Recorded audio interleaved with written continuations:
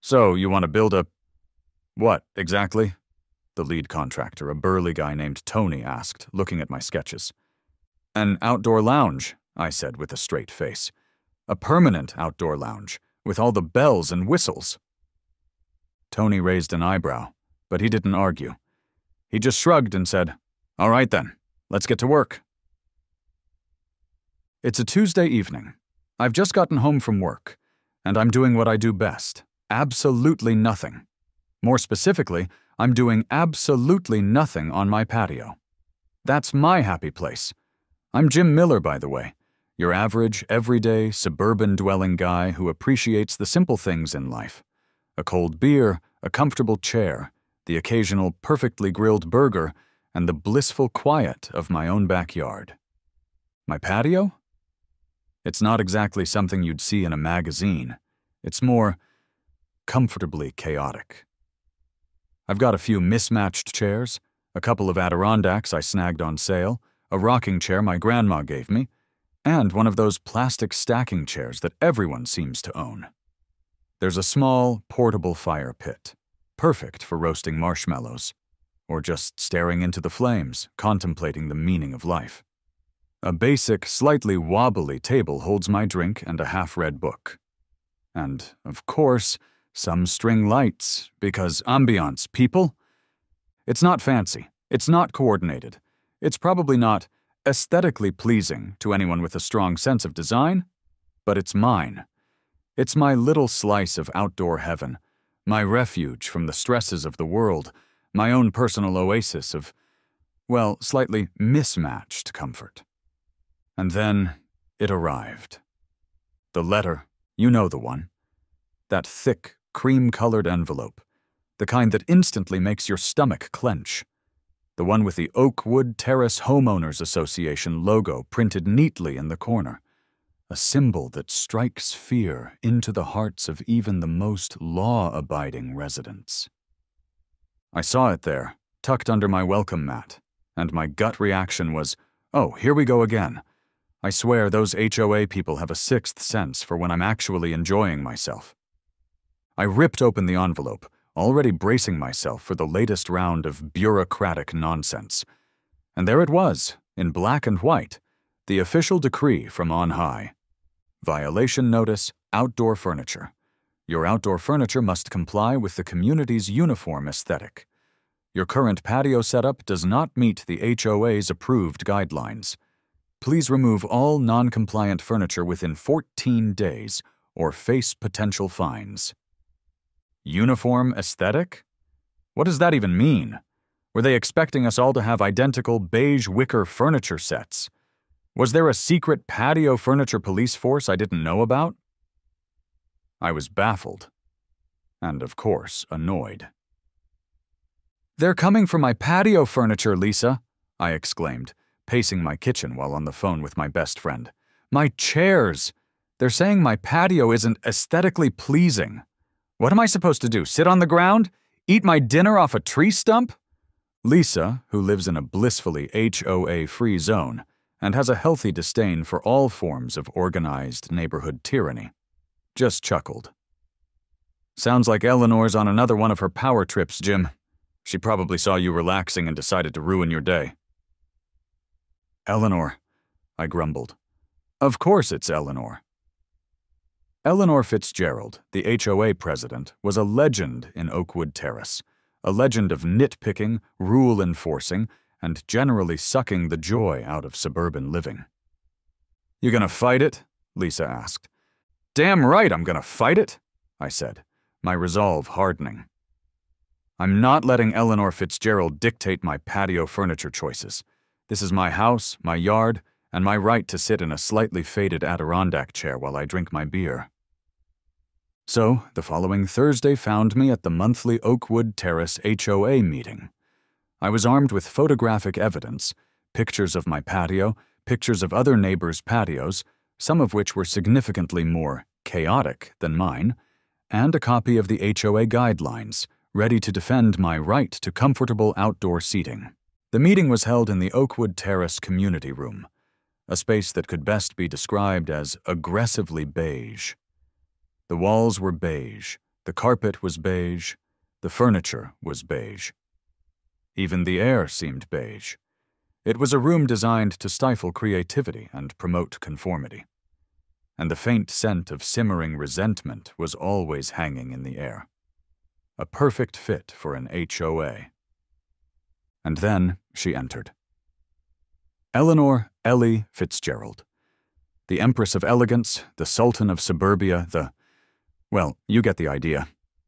HOA president, and the woman who apparently had a personal vendetta against my patio furniture, Ellie was a vision in beige, naturally. She was wearing a beige pantsuit, beige shoes, and a beige expression that suggested she'd smelled something unpleasant. She was the type of person who probably ironed her bedsheets, alphabetized her spice rack, and color-coordinated her sock drawer. She took her place at the head of the table, adjusted her microphone, and launched into a presentation about the importance of maintaining a cohesive visual harmony within Oakwood Terrace. Our outdoor spaces, she declared, her voice as crisp and starched as her perfectly ironed blouse, are an extension of our homes.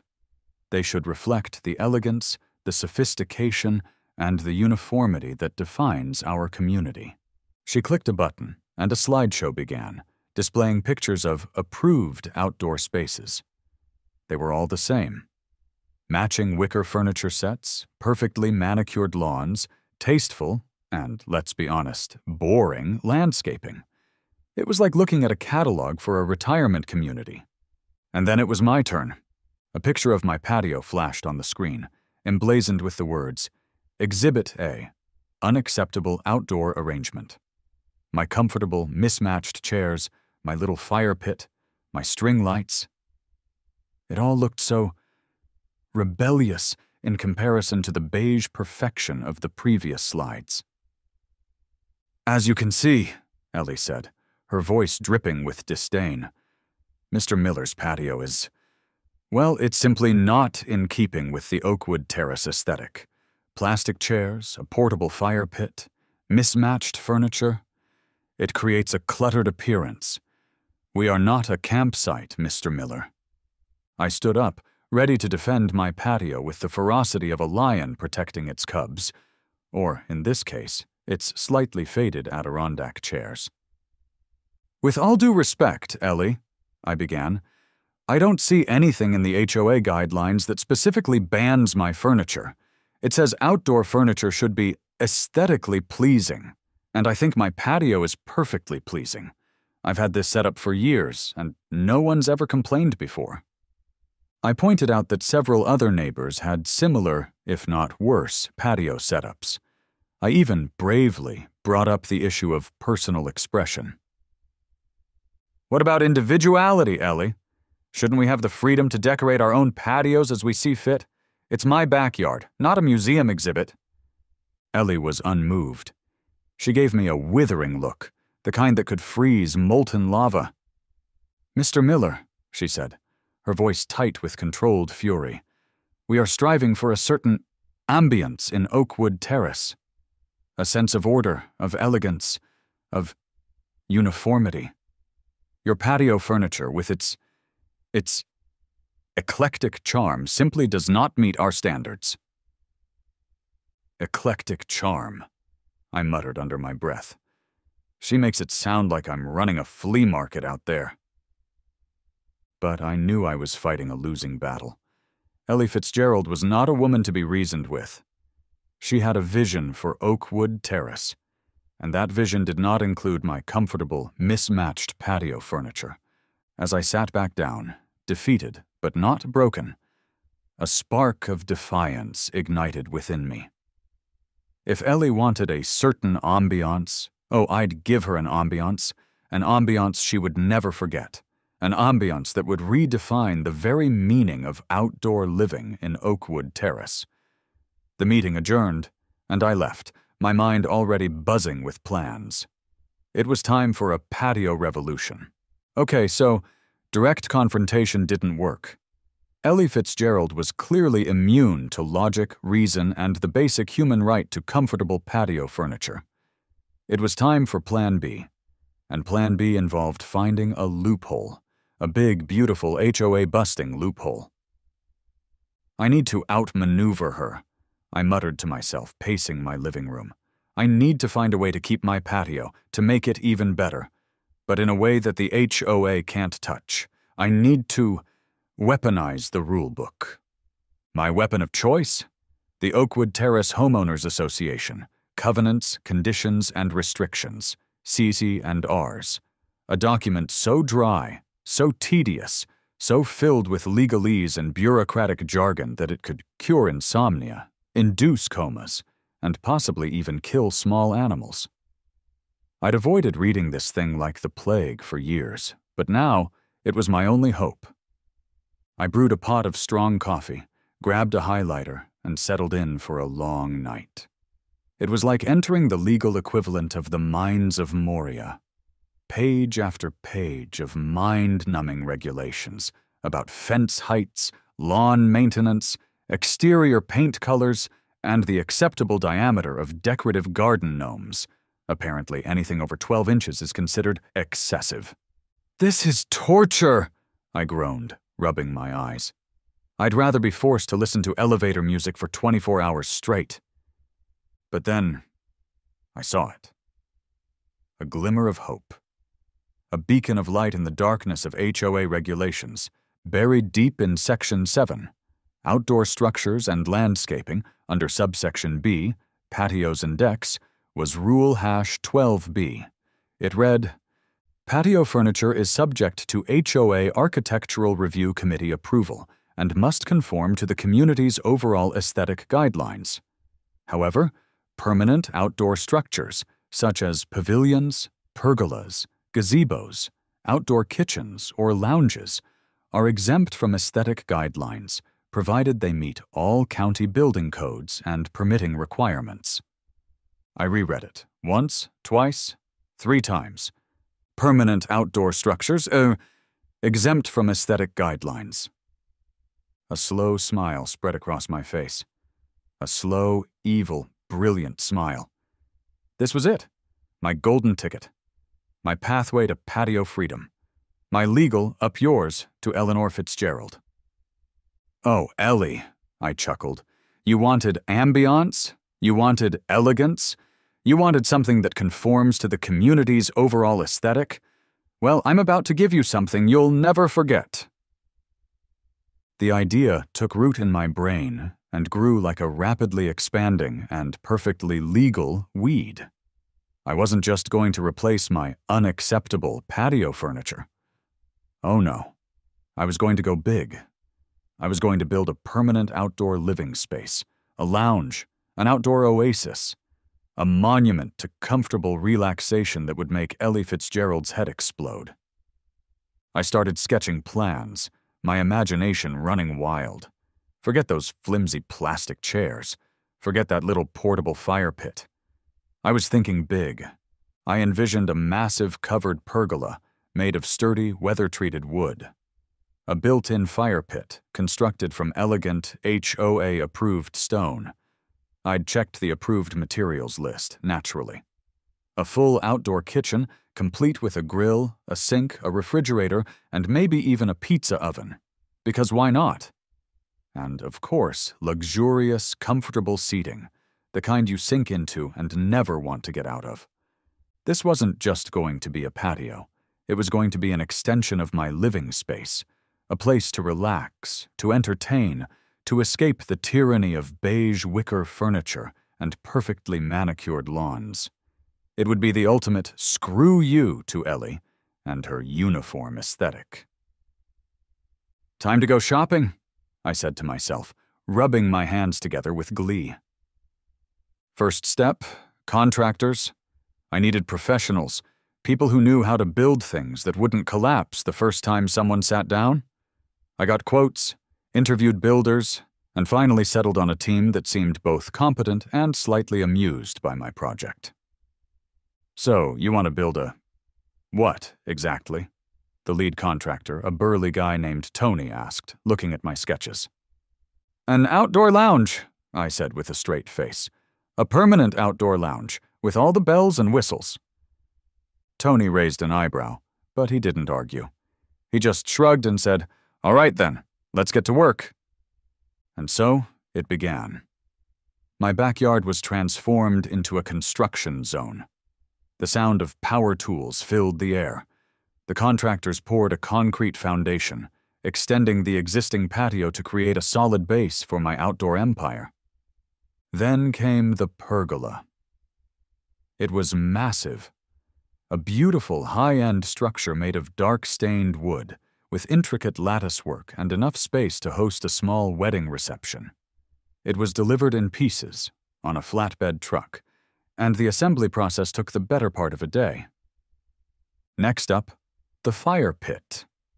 I'd chosen a beautiful natural stone that, miraculously, was on the HOA's approved list of materials. I'd checked, double-checked, and triple-checked. It was custom-built, circular, and large enough to accommodate a roaring fire. The furniture was the final touch. I spared no expense. I ordered the most comfortable, luxurious, and weatherproof lounge chairs I could find. Deep, plush cushions, wide armrests, the kind of chairs you could spend hours in, sipping a cold drink and watching the world go by. I added some outdoor heating for those chilly evenings, and some subtle, tasteful mood lighting. Because ambiance, people. And then, because I'm nothing if not petty, and because I wanted to leave no doubt about who had inspired this whole project, I commissioned a custom-made sign. It was made of wrought iron, with elegant cursive lettering. It read Fitzgerald Lounge and Social Club. I hung it prominently on the pergola, facing the street, so that Ellie would see it every time she drove by.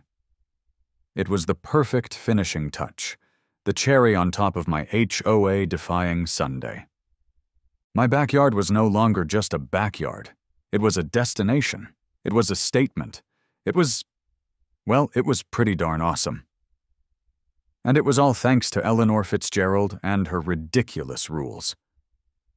I almost wanted to send her a thank you note. Almost. The dust had settled. Literally, construction is messy. The tools were put away. The contractors were gone. And there it stood, in all its glory. My magnificent, HOA-defying outdoor lounge. My backyard had been transformed. It was no longer just a patch of grass with a few chairs. It was a full-blown, luxurious, outdoor living space, the kind of place you'd see in a glossy home and garden magazine, or on one of those reality shows where ridiculously wealthy people remodel their mansions. The massive pergola cast a dappled shade over the comfortable lounge chairs. The custom-built fire pit, made of elegant HOA-approved stone, was just begging for a roaring fire and some marshmallow roasting. The outdoor kitchen gleamed, ready for its first barbecue. And, of course, there was the sign, Fitzgerald Lounge and Social Club, a constant, shining reminder of the woman who had inadvertently inspired this whole project. It was perfect. It was over the top. It was exactly what I'd envisioned. I decided to christen my new creation with a small housewarming party. Or rather, a patio-warming party. I invited a few neighbors, Dave, Lisa, Mrs. Henderson, and a couple of other friendly faces from around Oakwood Terrace. The reaction was everything I'd hoped for. "Wow, Jim," Dave said, his eyes wide with admiration. "You weren't kidding. This is insane." "It's beautiful," Mrs. Henderson exclaimed, sinking into one of the plush lounge chairs. "So comfortable." "You've outdone yourself, Smokey," Lisa said, raising a glass of lemonade. "Ellie's going to have a conniption." And that's when it happened. As if summoned by the mere mention of her name, a car screeched to a halt in front of my house. It was Eleanor Fitzgerald, on her way, I assumed, to her weekly Beige is Beautiful committee meeting. I may have made that committee name up, but it felt accurate. She'd spotted the sign. The Fitzgerald Lounge and Social Club sign, shining brightly in the afternoon sun. She slammed on her brakes, her car coming to a jerky stop. She sat there for a moment, frozen, staring at my backyard with an expression of dawning horror. It was like she'd just witnessed the apocalypse. But instead of fire and brimstone, it was comfortable seating and a well-stocked outdoor kitchen. Then, she slowly got out of her car, her movements stiff and robotic, like a wind-up toy that was about to break. The show, as they say, was about to begin. Ellie marched up my driveway with the determined stride of a general leading her troops into battle, except instead of an army, she had a clipboard and a face that could curdle milk. Her eyes were twitching, her perfectly coiffed hair was slightly askew, and her beige pantsuit seemed to be radiating waves of pure, unadulterated rage.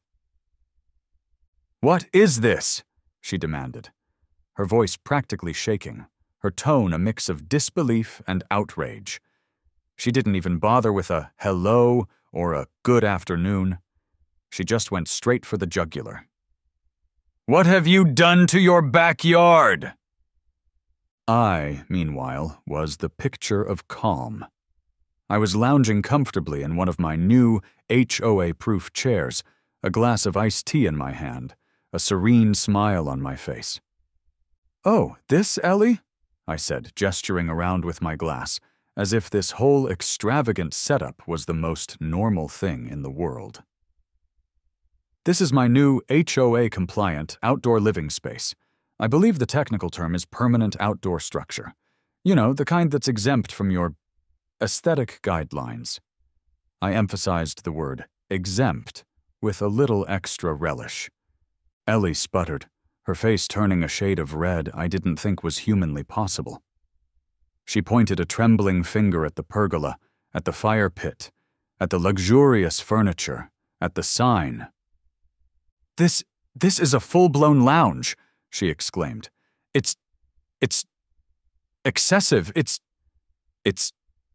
tacky." No, Ellie," I corrected her, with mock seriousness, feigning concern. "It's not a lounge, it's a residential outdoor retreat. There's a difference, and it's perfectly legal, according to the HOA bylaws. Section 7, subsection B, Rule #12B to be precise. I'd be happy to lend you my copy if you'd like." I could see the gears turning in her head, desperately searching for a loophole, a rule, anything she could use to shut me down. But there was nothing. I'd covered all my bases. I'd played the game by their rules, and I'd won. This can't be happening," she muttered, more to herself than to me. This is an outrage." "I prefer to think of it as an upgrade," I said, taking a sip of my iced tea. "And, I might add, quite popular." I gestured to my neighbors, who were all watching the scene unfold with amusement. Predictably, Ellie's next move was to call an emergency HOA meeting. The community room was packed, even more so than usual. Everyone in Oakwood Terrace, it seemed, wanted a front-row seat to the showdown between the Empress of Elegance and the King of the Patio. Ellie, looking like she'd aged 10 years in the past few days, took the podium, her usual composure replaced by a frantic, almost hysterical energy. "This cannot stand," she declared, her voice echoing through the room. "Mr. Miller's lounge is a monstrosity. It's a blatant violation of the spirit, if not the letter, of our community guidelines. It's a threat to the architectural integrity of Oakwood Terrace. It's an insult to everything we stand for." She went on and on, ranting about the excessive size of the pergola, the unapproved materials used in the fire pit, the garish sign, and the general lack of taste displayed in my backyard. She demanded the HOA impose new rules, stricter rules, rules that would ban anything even remotely resembling my outdoor paradise. She was practically begging for a return to the beige, boring, and bland. But it was too late. The seeds of rebellion had been sown. The scent of barbecue and freedom was in the air. And the residents of Oakwood Terrace were not about to give it up. Ellie had played her cards. She'd ranted, she'd raved, she'd demanded action. But she'd made one fatal mistake. She'd underestimated the power of a good backyard lounge. And she'd definitely underestimated the power of a community that had finally had enough of beige and boring. The problem for Ellie, you see, was that the neighbors loved my lounge. They didn't see a monstrosity or a threat to architectural integrity.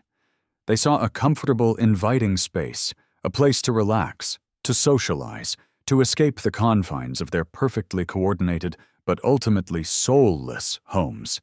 They saw inspiration. The mutiny started slowly, with a few murmurs of dissent. Then people started speaking up, their voices growing bolder with each passing moment. "I think it's amazing," said Dave, my next-door neighbor, standing up and addressing the room. "Jim's created something really special here. It's brought the community together in a way I've never seen before." "I agree," said Mrs. Henderson, her voice surprisingly firm. "It's so much more inviting than those sterile, cookie-cutter patios we're all supposed to have. And the lounge chairs? So comfortable." Then, a chorus of agreement rippled through the room. People started sharing their own stories of enjoying the lounge, of the impromptu gatherings, of the sense of community it had fostered. "It's actually increased our property values," someone shouted from the back. "People want to live near the Fitzgerald Lounge." And then, to add insult to injury, or rather to add a perfectly grilled burger to injury, a local business owner, Mr. Peterson, who owned the Oakwood Grill and had attended one of my patio warming parties, stood up. "I think this is a fantastic opportunity," he said, addressing the room. "I'd like to offer to sponsor a community barbecue, right there in the Fitzgerald Lounge. We'll provide the food, the drinks, everything. It'll be a chance for everyone to come together and celebrate our unique neighborhood." The crowd erupted in applause. Ellie, meanwhile, looked like she was about to spontaneously combust. In a last-ditch, desperate attempt to salvage her rapidly sinking ship, Ellie announced that she was calling the city. "I'm filing an official zoning violation complaint," she declared. "We'll see what the city inspector has to say about this illegal structure." The city inspector, a friendly, no-nonsense woman named Maria Sanchez, arrived the next day. She took one look at my meticulously constructed, code-compliant lounge, complete with its permits and blueprints, which I had, of course, kept readily available, and shrugged. "Looks good to me," she said, turning to Ellie, who was hovering nearby, practically vibrating with anticipation. "Everything's up to code.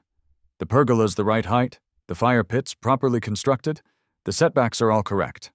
I don't see any violations here." She even turned to me and added, "Nice stonework on the fire pit, by the way, very professional." "Thank you," I said, trying to suppress a grin. Ellie just stood there, speechless, defeated. Her dreams of a uniformly beige and boring Oakwood terrace were crumbling before her eyes, replaced by a vibrant, eclectic, and decidedly unbeige reality. And that, as they say, was that. The reign of Eleanor Fitzgerald, the Empress of Elegance, was over. She resigned from the HOA presidency in disgrace, her meticulously crafted reputation in tatters. Rumor has it she moved to a gated community called Beige Acres, where the houses were all identical, the lawns were all perfectly manicured, and the only acceptable outdoor furniture was, you guessed it, beige wicker. I heard they even had a rule against smiling too brightly. My Fitzgerald Lounge and Social Club, meanwhile, became the social hub of Oakwood Terrace. It was the place to be. Friday night happy hours, weekend barbecues, impromptu potlucks. The lounge was always buzzing with activity. And, inspired by my example, other neighbors started to get creative with their outdoor spaces. They built pergolas, installed fire pits, and even added outdoor kitchens. Oakwood Terrace was transformed. It was no longer a cookie-cutter suburb, filled with identical houses and identical patios. It was a vibrant, eclectic collection of backyard oases, each one reflecting the unique personality of its owner. We became known as that neighborhood, the one with all the amazing outdoor living spaces. Property values soared. People were actually happy to live in Oakwood Terrace. Then, one afternoon, I hear a truck. New neighbors are moving in across the street. I decide to be neighborly and go introduce myself once they look like they are mostly moved in. One warm Saturday evening, I'm relaxing out in my now somewhat famous lounge, the air filled with sounds of crickets and distant laughter.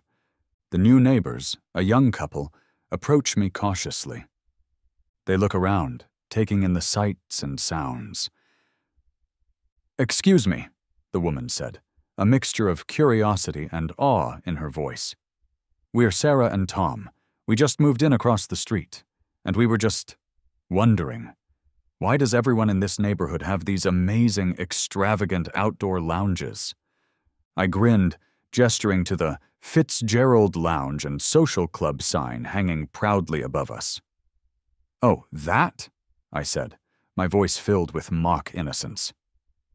"It's a bit of a long story. It all started with a little HOA misunderstanding about patio furniture."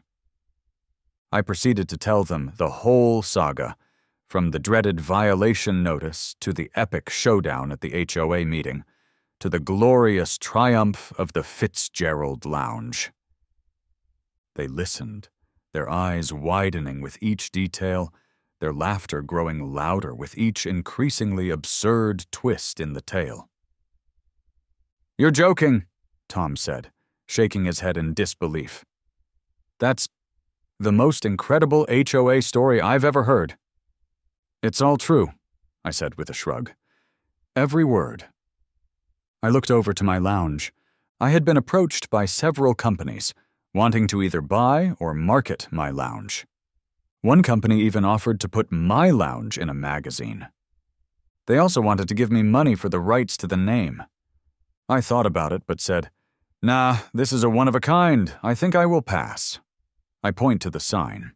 And so the legend of the Fitzgerald Lounge and Social Club lived on, a testament to the power of comfortable seating, the importance of challenging authority, and the enduring appeal of a good backyard barbecue. And of course, a reminder that sometimes the best way to deal with a petty tyrant is to build a bigger, better, and more ridiculously awesome patio.